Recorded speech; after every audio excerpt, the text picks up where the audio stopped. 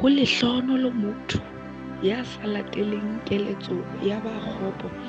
ya sa emeng tseleng ya baetsa-dibe, ya sa duleng mokgahlong wa basoni, empa a ithabela molaong wa Jehova,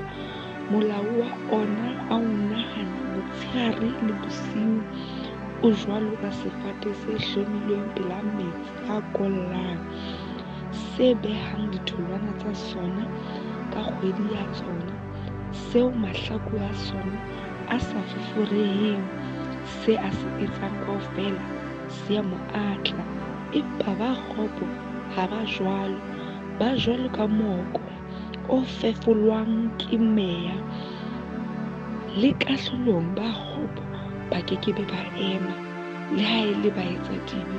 phutehong ya ba lokileng, hobane Jehova o tseba tsela ya ba lokileng,